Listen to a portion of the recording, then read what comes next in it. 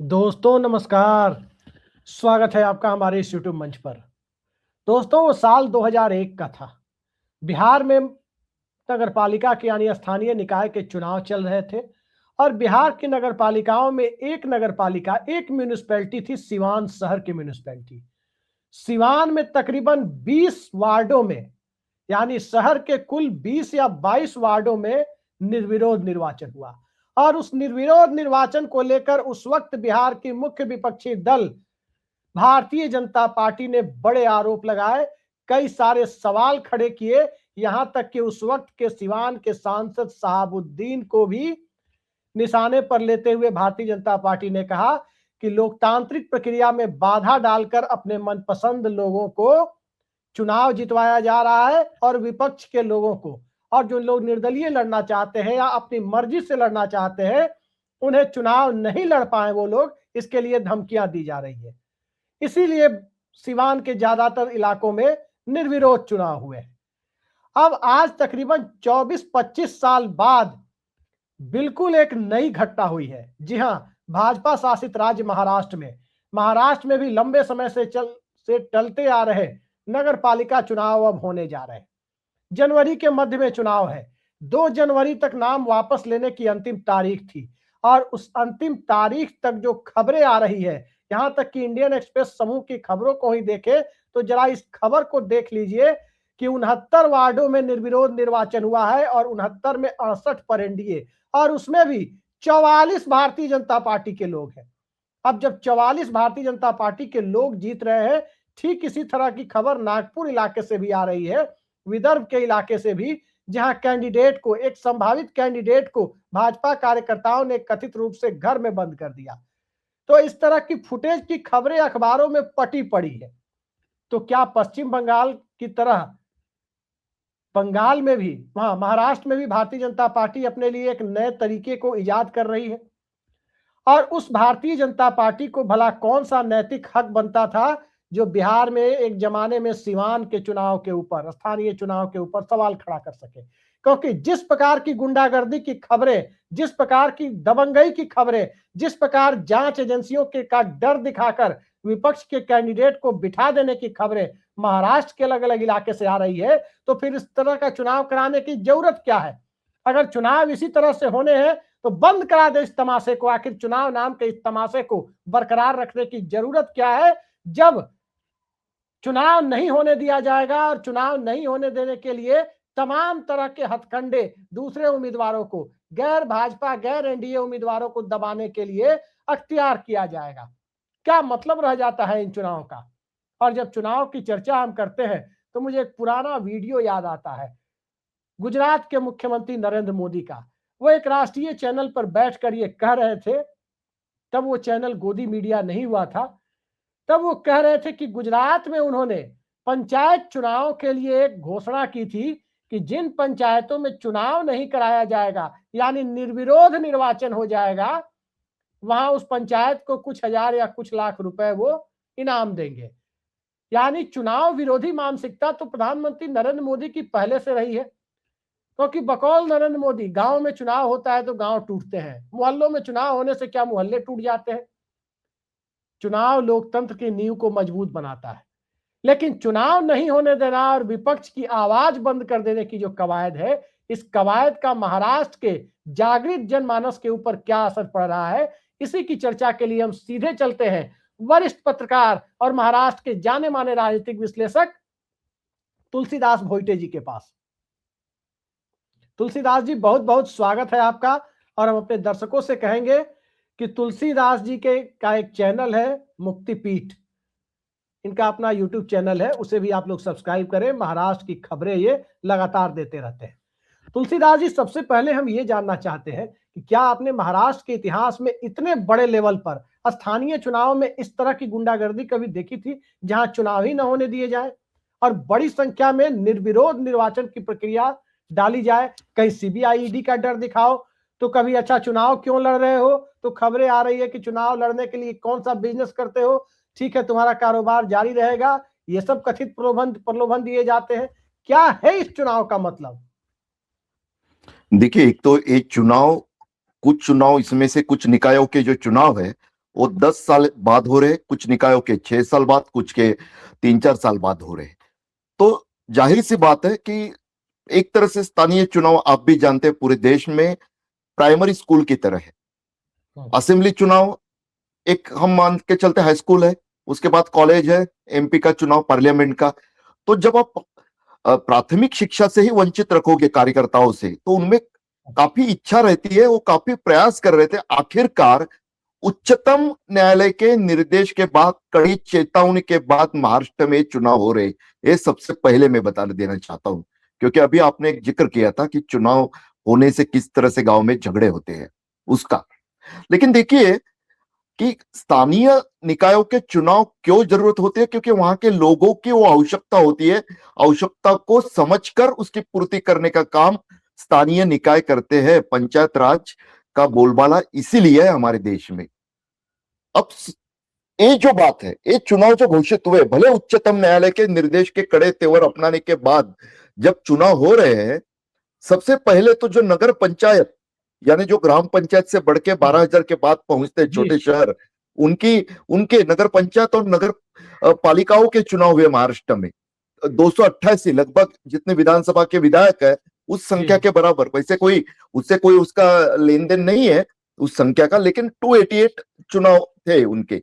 उसमें सबसे पहले देखने मिला एक पैटर्न सेट हुआ। अभिषेक जी, आप जिक्र करते हैं हम लोग कई बार महाराष्ट्र में बैठकर कि महाराष्ट्र का बिहार नहीं होने देंगे।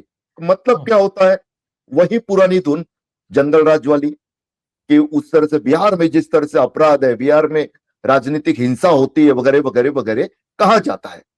लेकिन नगर पंचायत और नगर पालिकाओं के चुनाव में महाराष्ट्र में जो देखने मिला, एक अनगर नाम का छोटा सा शहर है जो अभी अभी ग्राम पंचायत से नगर पंचायत में तब्दील हुआ है जी। वहां पे पाटिल नाम के दबंग है। उनका कहना है था कि आजादी के बाद बस पाटिल ही वहां राज करते आए, कोई और नहीं। लेकिन एक महिला ने हिम्मत दिखाई, वो जब पर्चा दाखिल करने पहुंचे, आप यकीन नहीं मानोगे, मुझे नहीं लगता है कि जो वेब सीरीज होती है उसके अलावा बिहार में भी इक्का दुक्का उदाहरण छोड़ के ऐसा होता होगा कि रास्ते में जेसीबी लगाए गए थे रुकावट डालने के लिए, कहीं ट्रैक्टर लगाए गए थे। उस महिला को चुनावी पर्चा दाखिल करने के लिए तक जाने के लिए उसकी कोशिशें नाकामयाब की जा रही थी। आखिरकार आला ऊपर बैठे हुए अधिकारियों के, आला अधिकारियों के कहने के बाद वहां पे जब दरखास्त की गई, तब पुलिस प्रोटेक्शन में वो महिला पहुंची, उसने पर्चा दाखिल किया। लेकिन चुनावी अधिकारियों ने दूसरे ही दिन उस पर्चे को भी खारिज कर दिया। उनकी जिम्मेदारी थी कि खारिज करने का टेक्निकल रीजन बताया गया। ये आम बात है महाराष्ट्र में, पिछले 15 सालों से मैं देख रहा हूं। बताया जाता है कि देखिए इसमें आपने प्रतिज्ञा नहीं ली, आपने शपथ नहीं ये किया नहीं, वो किया नहीं, छोटी छोटी। जबकि वो चुनाव अधिकारी जो होते हैं उनका काम है ना कि वो एक चेकलिस्ट बनाए और चेक करके ले कि भाई इसने किया कि नहीं, इसने किया कि नहीं। लेकिन जब चुनावी पर्चे जांचे जाते तब जाके बताते कि भाई साहब अब तो चुनावी पर्चा दाखिल हो गया, आज तो उनकी जो पीरियड था वो खत्म हो गया है और आपने गलती कर दी, आपका तो उनका भी वैसे खारिज कर दिया गया। वो जो छोटा शहर अनगर, जहां से दूसरी एक निर्दलीय थी, उनके एक तरह से उन्होंने भी पर्चा वापस ले लिया। वो पाटिल जो थे, जो डिंग मारते थे आजादी के बाद सिर्फ हमारा राज, वही चुन के आगे। बस फर्क इतना था, पहले कांग्रेस से आते थे, अब की बार भाजपा के होते, बाद में बीच में राष्ट्रवादी के भी थे। तो भाजपा में जाने के बाद ये सब वो कर पाए और भाजपा के कई नेताओं का कर रहा था, लेकिन किसी ने रोका नहीं। अब ये जो अनगर पैटर्न मैंने बताया, अब महानगर पालिकाओं के चुनाव है, म्युनिसिपल पार्टी जो 29 महानगर पालिका है महाराष्ट्र में, छोटी मुंबई से लेके नागपुर तक, चंद्रपुर तक फैली हुई। इन 29 मनपाओं के चुनाव में एक मुंबई के बात अलग है, ये महानगर कई राज्यों से बड़ा बजट वाला है, लेकिन 28 जो महानगर है, पुणे, नासिक, नागपुर, चंद्रपुर वगैरह वगैरह, संभाजी नगर, उन सब में देखने क्या मिल रहा है?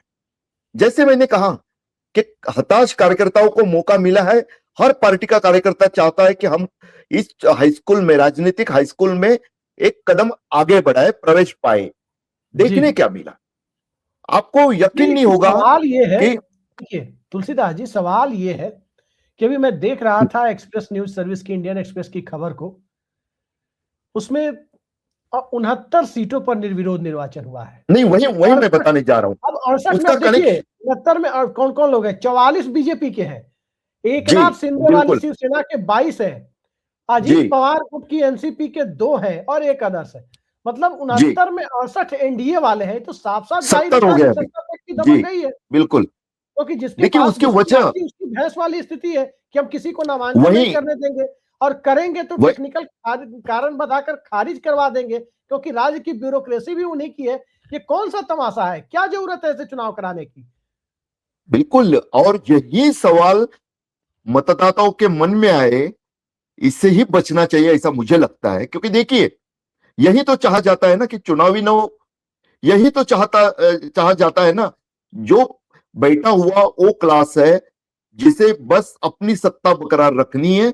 उनमें से मैं ये क्यों बता रहा था आपको कि जहां टिकट के लिए आपाधापी मची थी, एक दूसरे का गला पकड़ रहे थे, उसमें भी सत्ता में बैठे हुए भाजपा के कार्यकर्ता जो निष्ठावान पहले से चलते आए, और हम्म, जो नए आए भाजपा में, कांग्रेस से, ठाकरे की पार्टी से, राष्ट्रवादी कांग्रेस से, उन सभी जी को टिकट मिल रहे थे और पुराने कार्यकर्ता को नहीं। तो उनमें मारकाट मची थी, गाली गलौज हो रहे थे।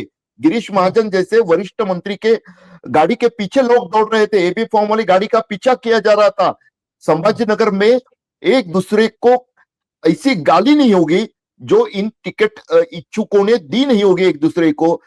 मार काट की नौबत थी। ये हुआ चुनावी पर्चे दाखिल करने तक, और लेकिन उसी भाजपा महाराष्ट्र के में, लोग, जी लेकिन भाजपा के उसी लोग तो इसे लोकतंत्र की मजबूती बता रहे हैं निर्विरोध चुनाव को। देखिए, इससे बड़ा मजाक नहीं हो सकता, चाहे भाजपा बोले या कांग्रेस बोले, या आपने पहले का जो उदाहरण दिया एक बिहार का कि कई साल पहले हुआ था, वो उस हम्म, समय के सत्ता में बैठे हुए लोग बोले। हम्म, गलत गलत ही होता है। जी निर्विरोध चुन के आने का मतलब, जहां तक मैं मानता हूं, डॉक्टर बाबा साहब अंबेडकर ने हमारे संविधान में एक नागरिक एक वोट, ये जो एक समानता का अधिकार दिया है, उस जी अधिकार से वंचित रखने का काम निर्विरोध होने वाला इस तरह का चयन करता है। क्योंकि हम्म, देखिए, आप निर्विरोध चुनाव चुनकर आए, चुना किसने है आपको? किस व्यक्ति ने चुना है आपको? किसी ने वोट ही नहीं दिया, नॉमिनेशन किया, सर्टिफिकेट मिल गया। नहीं, वही मैं बताने जा रहा हूं। इसीलिए मैं पिछले 2 दिनों से कई जगह पर कई मन से इस बात को रख रहा हूं कि अरे कई नियम बदले जाते हैं। आजकल तो इलेक्शन कमीशन के कई और फास्ट तरीके से नियम बदले जाते हैं। जब निर्विरोध की नौबत आ जाए, जिस महाराष्ट्र में टिकट के लिए आपाधापी, उसी जी महाराष्ट्र में अगर अचानक पता चलता है कि कई कई कैंडिडेट जो कि सत्तासीन महायुति के हैं, आपने सही आंकड़ा लिया, 70 का आंकड़ा हो गया, क्योंकि एक मालेगांव से इस्लाम पार्टी का और एक निर्दलीय मिलके 70 हो गया अभी। आपने बाकी जी पार्टी के आंकड़े सही लिए अभिषेक जी। उस स्थिति में कैसे हुआ ये?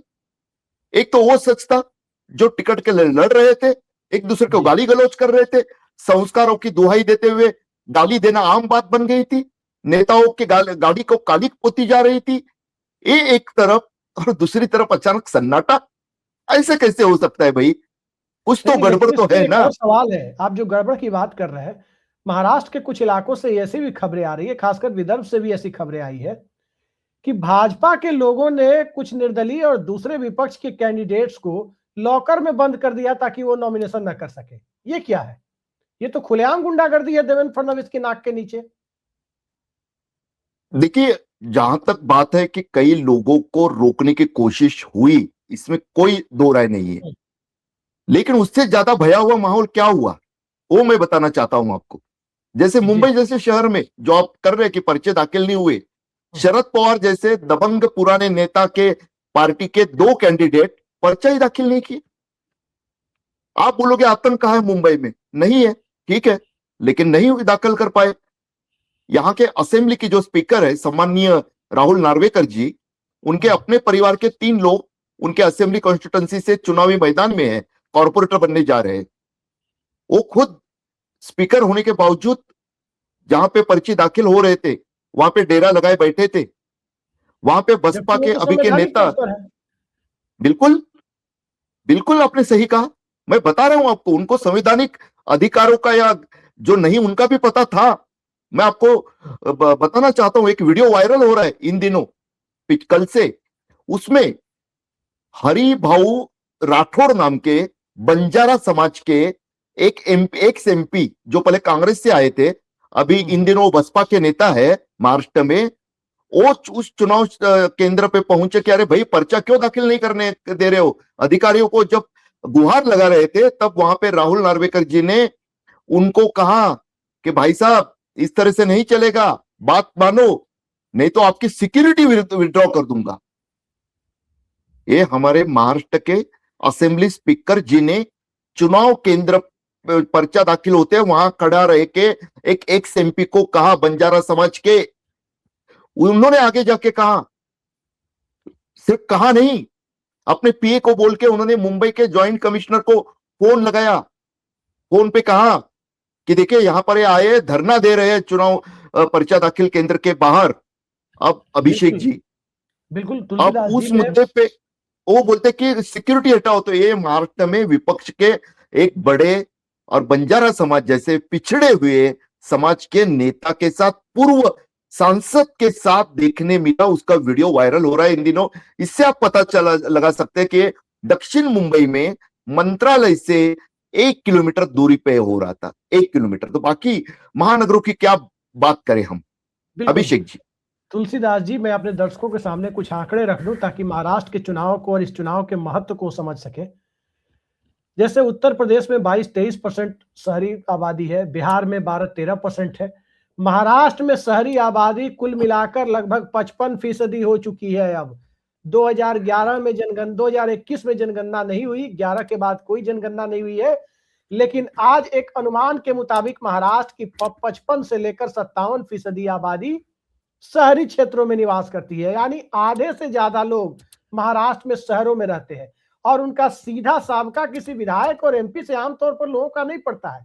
ग्राम पंचायतों वालों का अपना सरपंच और मुखिया से पड़ता है, प्रधान से पड़ता है, और वही अर्बन लोकल बॉडी में यानी नगर पालिकाओं में और महानगर पालिकाओं में लोगों को सीधे सीधे कॉरपोरेटर या वार्ड पार्षद से सीधे सीधे अपना साबका पड़ता है।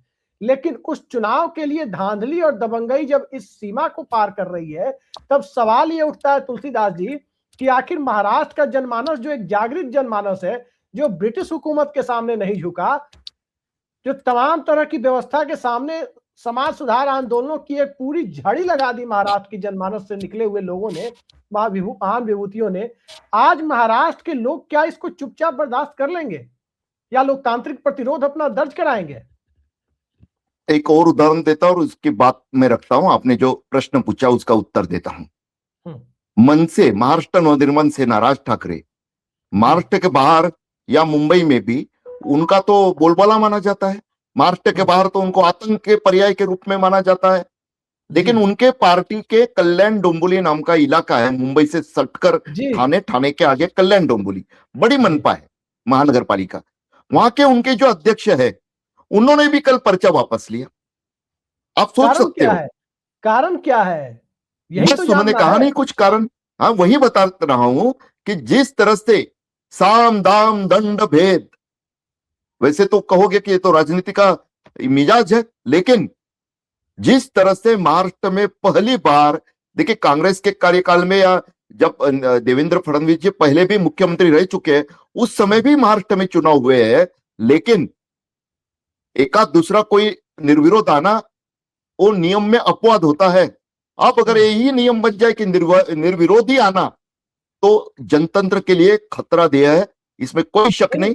अविनाश जाधव, मनसे के नेता, उन्होंने कल आंदोलन किया। तुलसीदास जी, हम गोदी मीडिया नहीं है, खुल के बात होती है। मैं वही बात कर रहा हूं। मैं महाराष्ट्र में आप जानते हैं कि हजारों करोड़ का बजट है। जितने लोग चुनाव लड़ने वाले हैं, स्वाभाविक है कि आजकल सिर्फ झंडा ढोने से किसी की दाल रोटी नहीं चलती है, कोई ना कोई रोजगार ही कर रहे होंगे। कहा जाता है कि किसी को अगर 100 करोड़ का आदमी है तो उसे 500 करोड़ रुपए के ठेके का कथित लालच दिया जा रहा है कि चुनाव मत लड़ो, तुम्हारा ख्याल रखा जाएगा। कोई पैसे वाला है तो उसे ईडी का डर दिखाया जा रहा है। मतलब येन केन प्रकारेण किसी तरह से धमका के, लालच दे के, पुचकार के हर वो हथकंडा अपनाया जा रहा है कि चुनाव से विड्रॉ करो, और नहीं हो सके तो फिर लॉकर में भी बंद करो। आखिर इस तरह की मानसिकता के बीच इस चुनाव को जब कराया जा रहा है, तो जनता के ऊपर इसका किस तरह का इंपैक्ट पड़ रहा है, ये बड़ा सवाल है सर। ये डेमोक्रेसी है, देखिए, फाइनली जनता की मानसिकता ही सबसे ज्यादा महत्व रखती है। बिल्कुल, कल मनसे के अविनाश जाधव डॉक्टर बाबा साहब आम्बेडकर का जो एक प्रतिमा है थाने में, वहां पे वो प्रदर्शन के लिए बैठे, उन्होंने प्रदर्शन किया। आज राज ठाकरे ने एक मीटिंग बुलाई थी, उसमें भी उस मुद्दे पे बात हुई कि उनके लिए तो बड़ा झटका ही है। उसी तरह से जलगांव में ठाकरे के कैंडिडेट के साथ हुआ, उन्होंने पर्चा वापस ले लिया।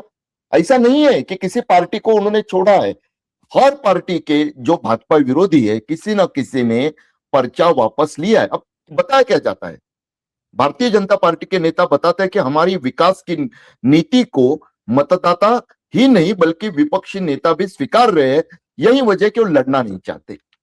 भाई साहब, फिर कैसे ऐसे होता कि सिर्फ भाजपा शिंदे की शिवसेना या अजित पवार के राष्ट्रवादी नहीं बल्कि विपक्षी दलों के उम्मीदवार बनने के लिए भी क्यों इतनी होड़ मची थी? अगर लोगों को इतना अच्छा लगता कि सब अच्छा है, सब चंगा है, तो नहीं लड़ते ना, पर्चा दाखिल ही नहीं करते। लेकिन पर्चा दाखिल किया जाता है और उसके बाद अगर उसे पीछे लिया जाता है, इसका मतलब साफ है कि कुछ तो गड़बड़ है। और गड़बड़ क्या है? आपने ईडी का जिक्र किया, इस चुनाव में तो ईडी का वैसे आया नहीं, लेकिन बीच के दिनों में महाराष्ट्र में और एक 400 काम रुपए हुआ है। दिहाड़ी कमाने वाले एक तमिलनाडु के मजदूर के यहाँ ईडी पहुंच गई थी। ये इस जी देश जी के अंदर देखा गया है, आपने भी पढ़ा जी, होगा उस खबर को। नहीं, अब ईडी ईडी की कार्रवाई होना एक मजाक सा हो गया है, इसलिए हो सकता है कि कुछ उसमें या कोर्ट के भी जो कुछ केसेस सामने आए उसमें भी काफी कुछ उजागर हो गया। लेकिन अब के चुनाव की बात करूं तो और एक मॉडल देखने मिला, जो चर्चा है राजनीतिक गलियारों में नहीं बल्कि गांव कस्बे शहरों में भी जो चर्चा है, चाय के ठेलों पर जो चर्चा है, साफ कहा जाता है कि देखिए, एक मॉडल पहले तो आधिकारिक तौर पे बता देता हूं, पहली ये तो बातें मैं कहीं सुनी बता रहा था, दूसरी जो ठेलों पे सुनी। लेकिन महाराष्ट्र में एकनाथ शिंदे जी ने अर्बन डेवलपमेंट अपने हाथ में ले लिया था, काफी जीत की उन्होंने। उद्धव ठाकरे का कार्यकाल छोड़कर अब तक महाराष्ट्र में किसी भी सीएम ने, दूसरे सीएम ने अर्बन डेवलपमेंट को अपने हाथ से छोड़ा नहीं था। बहुत बड़ा बजट होता, जैसे कि आपने सही जिक्र किया, महाराष्ट्र वो राज्य है जहां पर नागरी अर्बन आबादी ज्यादा है, जनसंख्या ज्यादा है, तो वहां का बजट भी ज्यादा है। और अर्बन डेवलपमेंट में बिल्डर पहुंच जाते हैं, बड़े पूंजीपति पहुंच जाते हैं, टीडीआर का, एफएसआई का काम चलता है, भूखंडों का काफी, जैसे राजस्व विभाग रहता है उसी तरह से उसका काम चलता है। तो बिना बदनामी की कमाई का सबसे बड़ी गुंजाइश वहां है, ऐसा माना जाता है। अब उस विभाग को सीएमशिप जाने के बाद एकनाथ शिंदे जब डीसीएम बने तो उन्होंने अमित शाह जी से के यहां पैरवी करके पा लिया। पाने के बाद उन्होंने काम क्या किया था? घोटाला किया ऐसा आप आरोप नहीं लगा सकते, लेकिन उन्होंने अपने पार्टी में इनकमिंग करवाने के लिए दूसरे पार्टी के नेताओं को अर्बन डेवलपमेंट का फंड देना शुरू कर दिया कि आपको करना है, चलो इतना बड़ा फंड ले लो, उतना बड़ा ले लो। आखिरकार देवेंद्र फडणवीस ने, क्योंकि उनका भी 100% का लक्ष्य है भाजपा वाला, अर्बन डेवलपमेंट के नीति आवंटन पे सीएम की साइन कंपलसरी कर दी, तब जाके वो रुका। ये आधिकारिक तौर पे हो रहा था, क्योंकि क्यों फंड दिया जाता है और फंड जब कॉन्ट्रैक्टर के पास पहुंचता है तो उसमें कितनी हिस्सेदारी होती है, ये मैंने अलग से कहने की आवश्यकता नहीं है, हर कोई जानता है। और मुंबई के हिस्सेदारी होती है। मुंबई के कंक्रीट सड़कें जो बनाई गई उसमें बड़े बड़ी दरारें आने की जो आरोप स्वयं भारतीय जनता पार्टी के सत्ता में बैठे हुए नेताओं ने एकनाथ शिंदे जी के विभाग पे लगाया, उससे साफ हो जाता है कि क्या गड़बड़ियां होती है। उसके लिए किसी अलग सबूत की आवश्यकता नहीं है इसमें। अब जो हो रहा है, अब भी यही कहा जाता है कि आप आइए, आपको इस काम में ठेका मिलेगा। दुर्भाग्य की बात बता रहा हूं आपको, नासिक में कुंभ मेला होने जाने वाला है, हजारों करोड़ का बजट है। दुर्भाग्य की बात एक बताता हूं, मैं हिंदू हूं, मुझे उसमें कोई ये नहीं, मैं भी धार्मिक मान्यताओं को मानता हूं, लेकिन कुंभ मेला के लिए, कुंभ के लिए नासिक के जितना बजट आवंटित हुआ उससे काफी कम बजट बारिश में कड़ा मार झेल चुके मराठवाड़ा के किसानों को राहत देने के लिए हुआ, न के बराबर हुआ। एक तरह से ये दुख की बात थी। लेकिन वो कुंभ मेला का जो बजट है, क्या वो भी धार्मिक कार्य में जाएगा? उसके भी ठेके किसको मिले, उसके लिए होड़ मची है। और महाराष्ट्र में जो नासिक क्षेत्र है मनपा का, वो उसी कुंभ मेला के इसमें आता है। वहां पर दूसरे पार्टियों के, ठाकरे की पार्टी, शरद पवार की पार्टी, मनसे, वहां के नेताओं का जो जमावड़ा भाजपा की ओर जैसे तीर्थयात्री निकलते उस तरह से निकल पड़ा, उसे पता चल रहा था। और वहां पे खुले तौर पे चर्चा हो रही थी कि सब कुंभ की कृपा है, कुंभ निधि की कृपा है। ये कोई ऐसे नहीं, वहीं पे सबसे बड़ी मारकाट भी हुई टिकटों को लेकर। यहां तक कि टिकट पीछे लेते समय भी काफी तंग हुआ था वातावरण, वहां का काफी माहौल वहां पे गरमाया था। उसके वीडियो जो वायरल हो रहे हो देखोगे तो आप बोलोगे वेब सीरीज की शूटिंग तो नहीं है। इस तरह का जो माहौल बना, उसके पीछे जो आप बता रहे हो, जो सब जगह चर्चा वही था कि पैसा फेंको, पर्चा वापस ले लो। अभिषेक तुलसीदास जी, आपने तमाम सारी जानकारियां दी, लेकिन चलते चलते एक बेहद संक्षेप में आपसे हम जानना चाहेंगे, क्योंकि जिस प्रकार से महाराष्ट्र की परिस्थितियों का आपने वर्णन किया है, इस देश का सबसे संपन्न राज्य माना जाता है महाराष्ट्र। उसी महाराष्ट्र में जिसमें माया नगरी मुंबई भी है, तो आईटी हब पुणे भी है, तो इसके साथ साथ नागपुर भी है, नितिन गडकरी से लेकर देवेंद्र फडणवीस तक का शहर। और उसी महाराष्ट्र में जिसमें आप कई सारे अलग अलग विविधताओं को पा सकते हैं, देख सकते हैं, जिसमें कोंकण भी है, तो जिसमें मुंबई भी है, इसके अलावा मराठवाड़ा भी है, तो विदर्भ भी है, खानदेश भी है। वो तमाम इलाके आप महाराष्ट्र के बिल्कुल अलग भौगोलिक विविधता वाले इलाकों को देख सकते हैं। लेकिन सियासत में विविधताओं को रोकने के लिए जो कवायद चल रही है, क्या आपको लगता है अंततः लोकतंत्र का इससे कुछ भला होने वाला है, या लोकतंत्र का गला घोंटने की उस पूरी प्रक्रिया को अंजाम दिया जा रहा है? संक्षेप में, बेहद संक्षेप में जवाब चाहेंगे आपसे। देखिए, मुझे विश्वास है मतदाताओं पर, आम भारतीयों पर और भारतीयत्व पर। क्योंकि देखिए, इसी महाराष्ट्र में भले ही असेंबली चुनाव में 2/3 से ज्यादा बहुमत महायुति पा ली हो, लेकिन इसी महाराष्ट्र में लोकसभा में क्रांति सी हो गई थी। कोई कांग्रेस के नेताओं ने बड़ा काम नहीं किया था, न ठाकरे ने किया था, न किसी पवार ने किया था। लेकिन आम जनता ने जो रुझान दिखाया और जो नतीजे बाहर आए थे, 45 पार का नारा देने वाली भाजपा 17 पे सिमट कर रह गई थी, कर रही थी। तो मुझे मतदाताओं पे विश्वास है। एक नाथ शिंदे के साथ लोग थे और एक अजीत पवार के थे। बीजेपी तो सब मिला के थे 9 भाजपा के थे जी, 8 भाजपा के थे जी। अभिषेक, देखते हैं किस प्रकार से महाराष्ट्र की जनता इस तरह के चुनावी तमाशे पर अब बहुत ज्यादा दिनों तक यकीन कर पाती है। क्योंकि महाराष्ट्र में जो हो रहा है उसे एक चुनावी तमाशे से ज्यादा बेहतर कुछ नहीं कहा जा सकता। चुनावी तमाशा बिल्कुल उसके लिए एक सही शब्द है, क्योंकि निर्विरोध निर्वाचन डरा धमका कर या लालच देकर किसी प्रकार से कैंडिडेट को बिठा दिया जाना या नॉमिनेशन ही न करने के लिए प्रेरित करना, यह साफ जाहिर करता है कि इस तरह के काम वही दल, वही विचारधारा करती है जिसका लोकतंत्र में भरोसा न हो, जो लोकतंत्र का गला घोटना चाहती हो और अंततः अपने लोगों को दबंगई के बूते, सत्ता की धौंस के बूते हर जगह काबिज करना चाहती हो। लेकिन क्या जनता के, जनमानस के दिलों पर ये कभी काबिज हो पाएंगे? देखना बड़ा दिलचस्प है। बीएमसी का चुनाव करीब आ रहा है और छोड़ दीजिए उद्धव ठाकरे या देवेंद्र फडणवीस की बात, छोड़ दीजिए पवार परिवार की बात, छोड़ दीजिए गुजरात लॉबी की बात, छोड़ दीजिए गोदी सत्ता और गोदी सेठ की बात। यहाँ बात आम जनता की हो रही है। तो आम जनता किन परिस्थितियों से दो चार हो रही है, उसका सबसे बड़ा जीता जागता उदाहरण तो यही है कि जो लोग उनके जनप्रतिनिधि होने का दावा करते हैं, उन्हें जनप्रतिनिधि तक बनने के लिए एक फ्री एंड फेयर कंपटीशन में भाग नहीं लेने दिया जा रहा। तो आप इसी से अंदाजा लगा सकते हैं कि अंततः लोकतंत्र की जड़ें कितनी कमजोर होती जा रही है। खैर, इस देश के मिजाज और जिजीविसा पर सबको भरोसा रहा है, हमें भी है, लेकिन मौजूदा दौर तो इस जिजीविसा का गला घोटने वाली मानसिकता का है। आज की इस बेहद सार्थक चर्चा में जुड़ने के लिए, महाराष्ट्र की हकीकत से आपको रूबरू कराने के लिए तुलसीदास भोईटे जी आपने समय निकाला, बहुत बहुत धन्यवाद आपका। नमस्कार।